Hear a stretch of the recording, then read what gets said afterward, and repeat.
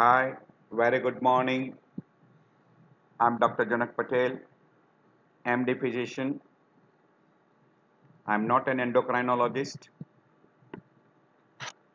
I've gathered all these slides from internet, particularly from SlideShare account. We'll be talking today on adrenal tumors, adrenal gland tumors. So adrenal gland tumor can be from cortex or from maybe from medulla, because adrenal gland has got two portion, cortex and medullary portion. So you can have tumor from cortex or from medullary portion. So adrenal tumors can be cancerous, can be non-cancerous. And the most common adrenal tumor etiology is unknown. And this tumor can be Carney complex, Lee-Fronomy syndromes, multiple endocrine neoplasia type 1, type 2, neurofibromatosis type 1, etc.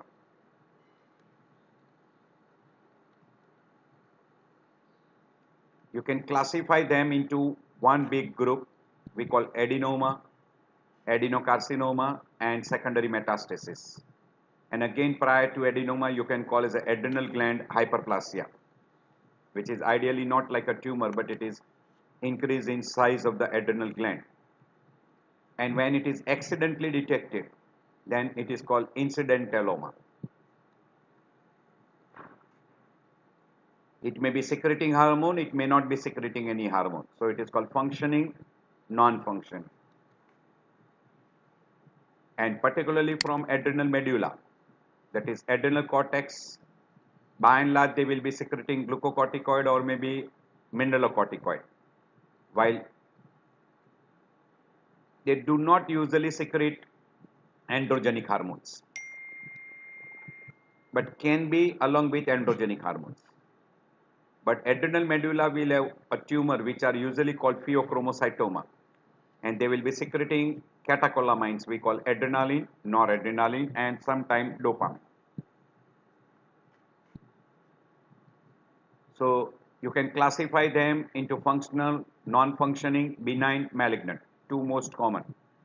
But the commonest tumors are aldosterone tumors, which is secreting aldosterone, we call as a Cone syndrome.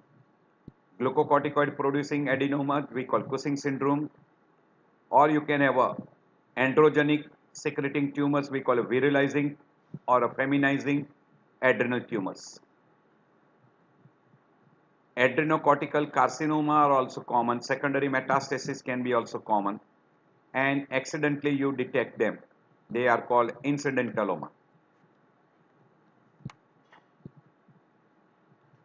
There are other conditions which can also present, like cortical nodules, congenital adrenal hyperplasia, adrenocortical adenoma, and adrenocortical carcinoma.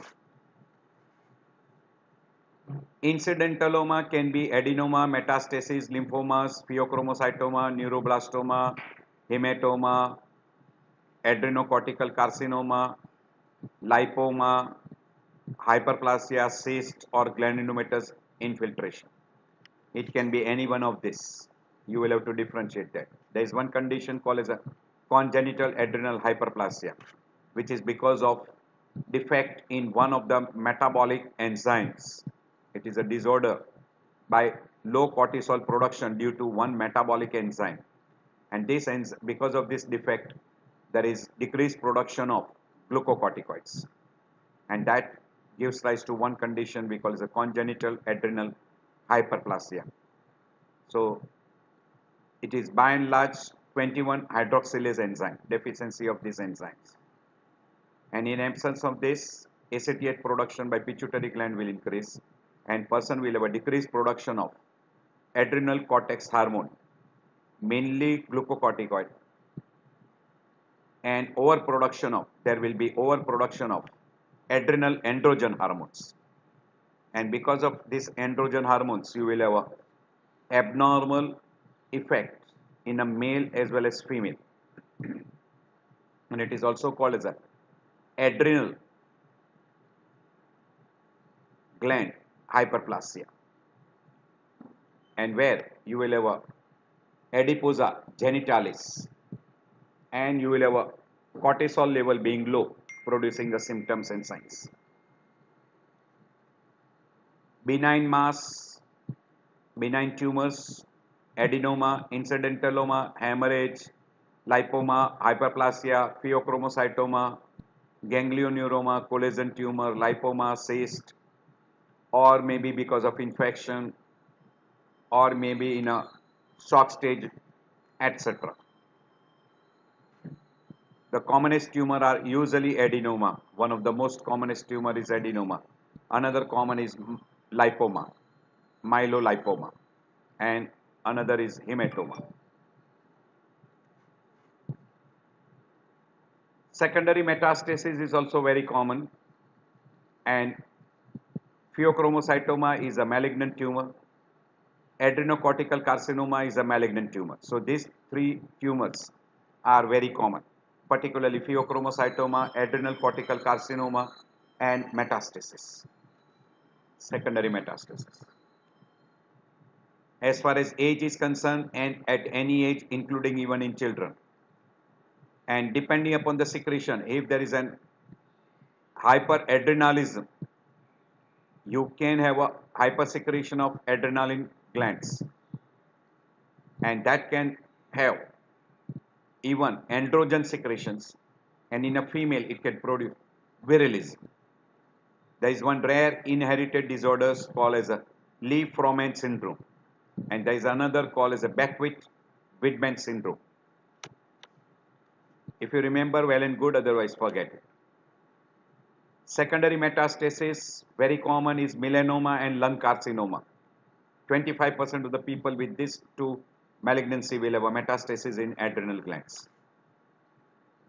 So these are the other hereditary condition like Carney complex, Lee-Froman, multiple endocrine neoplasia type 2, and neurofibromatosis type 1. They can have adrenal tumors. By and large, the etiology is unknown. We already told you most common is adenomas, out of which most of them are non-functioning tumor, and very frequently they are detected accidentally when you do an abdominal CT or abdominal MRI and you detect them. That's why they are called incidentaloma, accidentally detected tumors. They can be 70% lipid rich, and in 30% it is lipid poor. They are usually solid, homogeneous, smooth tumors, and they are yellow or yellowish brown in color. And there are vacuolated cells, and there are intracytoplasmic lipids, which can be seen in those particular. Adrenal tumors, in 4 to 10% of abdominal CT, you will get incidentaloma. And most common is adenoma. By and large, they are non-functioning. CT and MRI can show you the size, margin, etc. And PET scan, imaging, and biopsy will be required if you are suspecting malignant tumor. These are all incidentaloma. 60% of them are non-functioning. You can see this 10% are pheochromocytoma. Cortisol producing tumor are 5%. Then aldosterone producing is 1%. And adrenocortical carcinoma is 5%, cyst is 5%, ganglioma is 5%, and myelolipoma is 9%. Majority are non-functioning adenomas. MEN type 1 is three combination, pituitary, parathyroid, and pancreatic.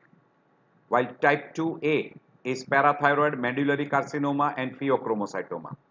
Type 2B is pheochromocytoma with thyroid, and you can have neuromas, mucosal neuromas, and marfanoid features. Carney complex is associated with a spotty skin pigmentation and benign tumors. And one of the gland which is being affected is adrenal glands. And tumors are usually benign, very rarely they are malignant tumors. Lee-Froman is autosomal dominant, and it is likely to be malignant. Multiple endocrine neuromatosis type 2, we have already told you that it will be thyroid, parathyroid and pheochromocytoma. Neurofibromatosis can also involve adrenal gland, and you can have a skin pigmentation along with tumors of skin, brain and some part, and it can be one of the organ which can be involved is adrenal gland. And again in adrenal gland mainly pheochromocytoma. This is a typical picture of a adrenal cortical adenoma. I'll just bypass this, all this. At your leisure time, you can go through that. This is the histopathological picture of adrenal adenomas. These are different variant. This is black adenoma. You can see this is black adenoma. This is adenoma with lipid tissue, yellowish color, lipid tissue. You can have a adrenocortical oncocytoma, myxoid adrenocortical neoplasia, lipoadenoma, sarcomatoid carcinoma, or adenosquamous carcinoma. You can all these different types of variety you can come. This is cortical carcinoma. Maybe secreting, maybe functioning, maybe non-functioning. By and large, they are functioning. This is pheochromocytoma, where you have got a tumor of adrenal medulla, and they will produce adrenaline, noradrenaline. This is a gross appearance of pheochromocytoma. This is microscopic appearance. This is neuroblastoma. This is ganglioneuroma. Now, by and large,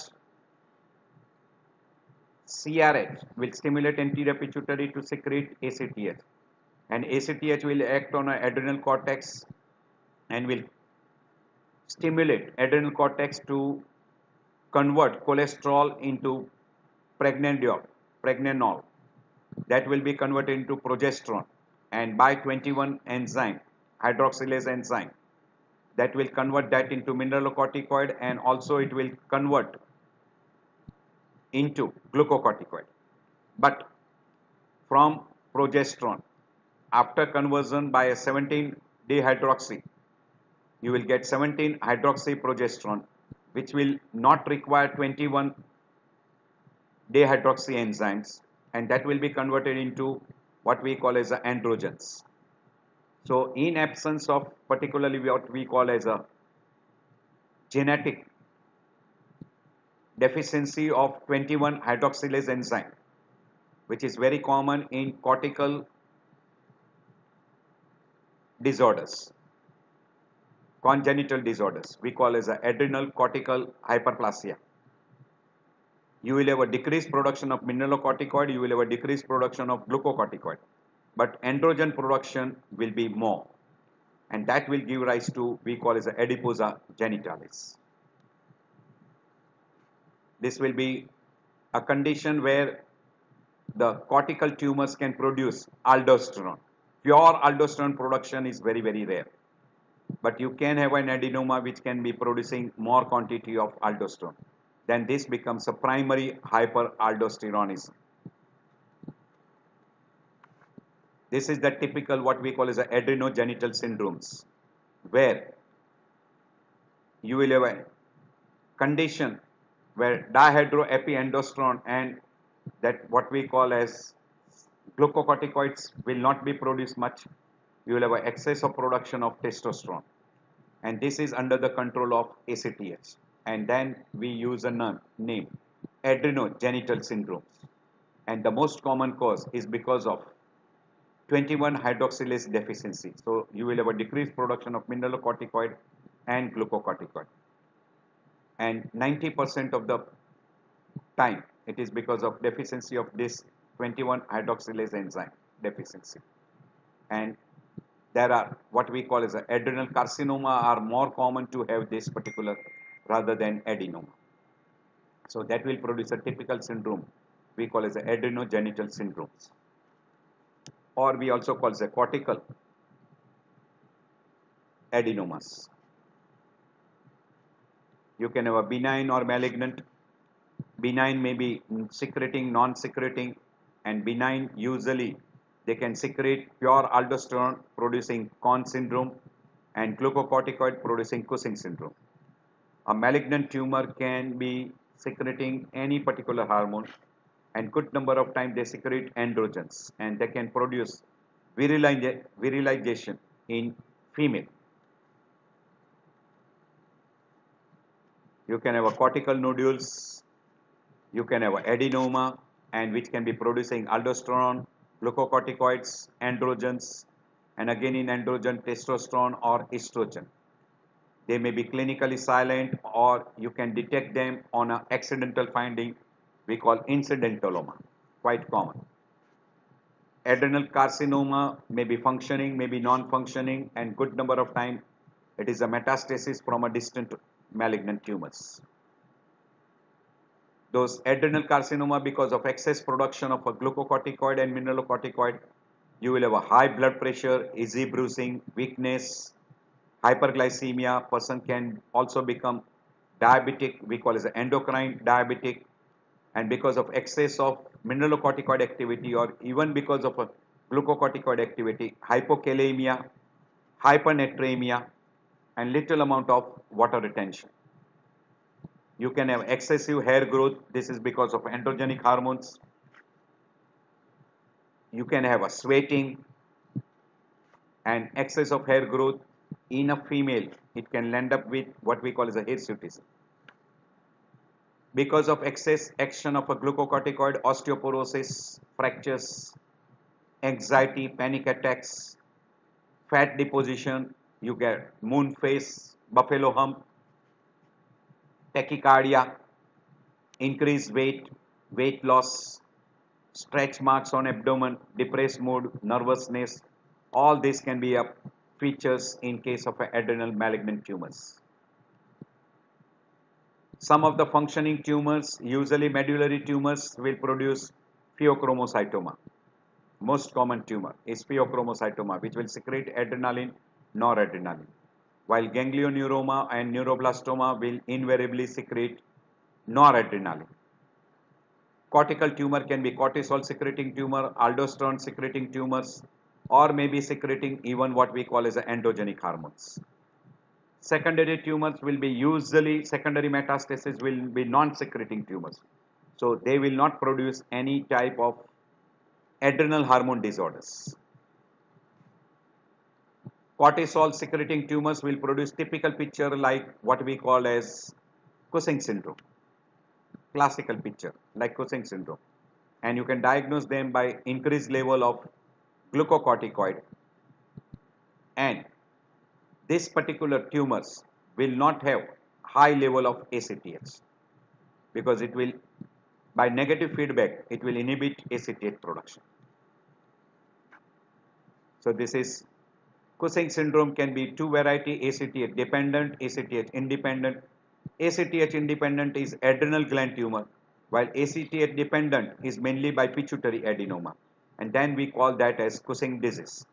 70% of Cushing disease is because of a pituitary adenomas.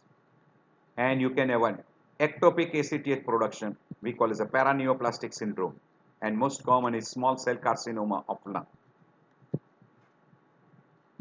Aldosterone secreting tumors are less than 1%, and they can develop a typical picture like Conn syndrome. In this particular patient,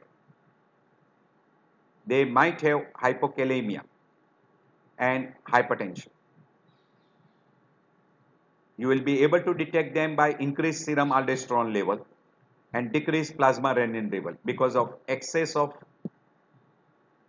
sodium and lack of potassium, hypokalemia.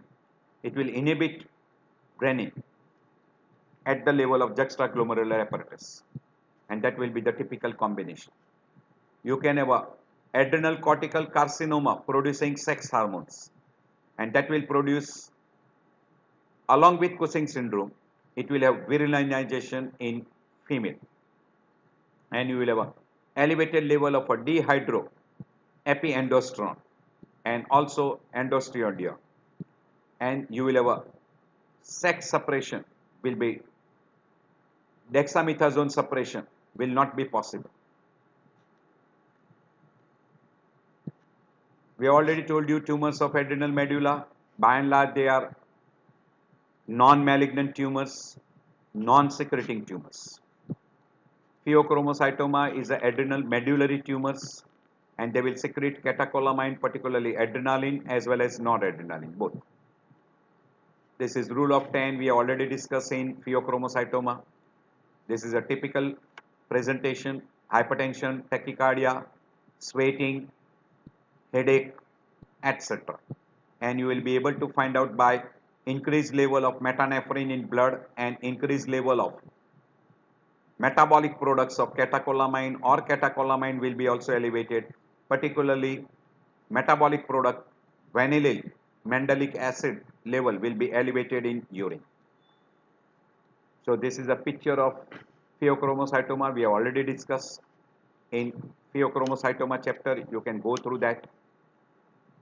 This is clinical feature of neuroblastoma, also called as a blueberry muffin baby, and it is very commonly because of a large abdominal mass. Person will have a fever, weight loss, bony pains, respiratory symptoms, GI complaints, and very frequently they will have a metastasis involving lung, liver, bones, bone marrow, periorbital tissue, which can produce proptosis. Person can have a bladder and bowel symptoms. Person will have a multiple cutaneous metastasis, which are deep blue discoloration of the skin, etc. These are all the different types of adenoma. You can have a adenoma, oncocytoma, myelolipoma, adrenal cyst. This is regarding a benign, different types of tumors, benign tumors. At your leisure time, you can go through that. Adrenal cyst. This is when you detect accidentally on a CT scan adrenal incidentaloma.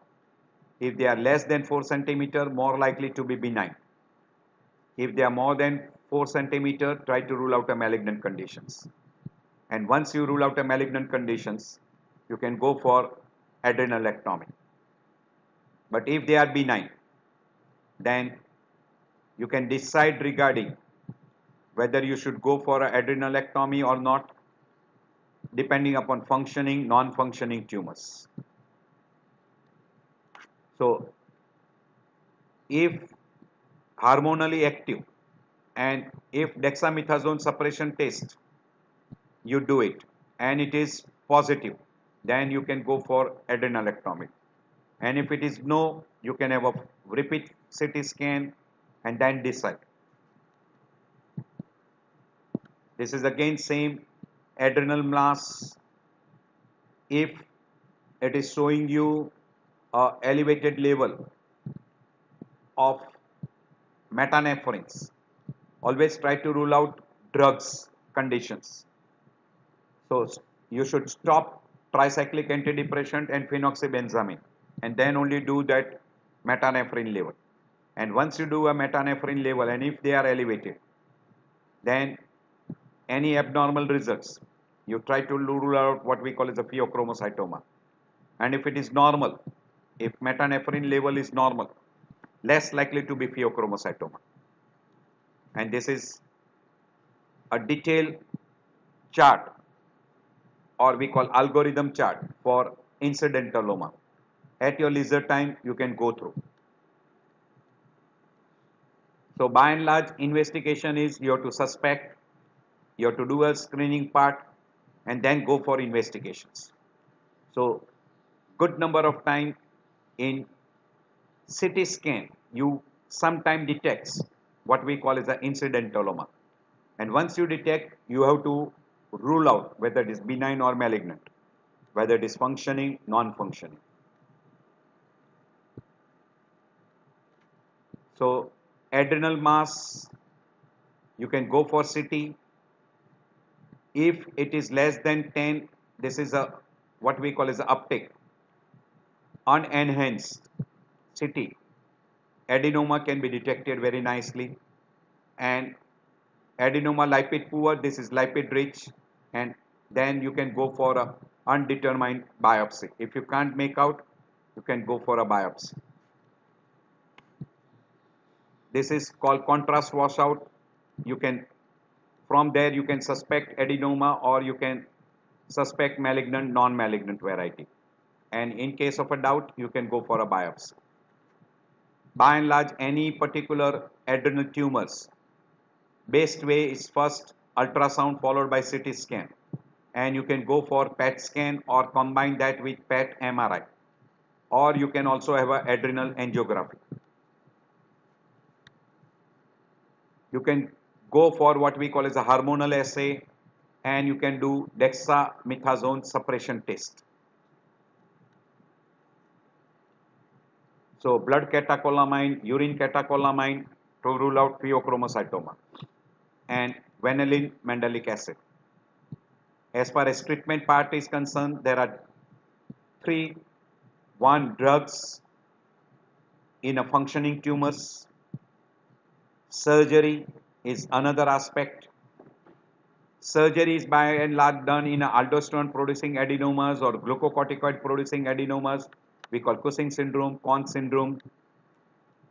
So in those cases, you can go for a surgery. And to person who has got a malignant tumor, which is functioning or non-functioning, you will have to go for a surgery. We call as aldosterone producing carcinoma, or we call androgen producing carcinoma, etc. In all those conditions. Also in case of ovarian aldosterone secreting tumors, you will have to do a surgery of ovarian tumors. So depending upon where the hormone is produced, you can go for a surgery. If there is an excess production of cortisol, you will have to treat for hypercortisol, or we call Cushing syndromes, and restore what we call as a hypothalamo pituitary adrenal axis should be restored back, either by surgery or by drugs. And you will have to manage for Cushing syndrome. So you will have to find out ACTH independent and ACTH dependent. ACTH dependent is by and large pituitary or hypothalamic tumors. And ACTH independents are usually adrenal gland tumors. And in case of an adrenal gland adenomas or malignant tumors, you will have to go for surgery. So surgery is a very common treatment in a case of an adrenal tumor, whether functioning, non-functioning. Yes. One of the drug we call as a Mitotan is most commonly used drug in a person with adrenal malignancy. And it is also given after surgery to block excessive hormone production. And that is one of the drug which is utilized in a post-operative or pre-operative period also. We already told you indication excess production means if there is an adrenal mass producing cortisol, or it is pheochromocytoma or aldosterone, or it is a malignant tumor more than 4 centimeter size, etc. It is a malignant tumor.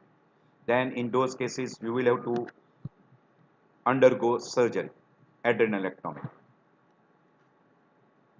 It can be done open, or it can be laparoscopic, or it can be what we call as a robotic surgery. So these are the three approach: open variety, laparoscopic variety, or robotic surgery.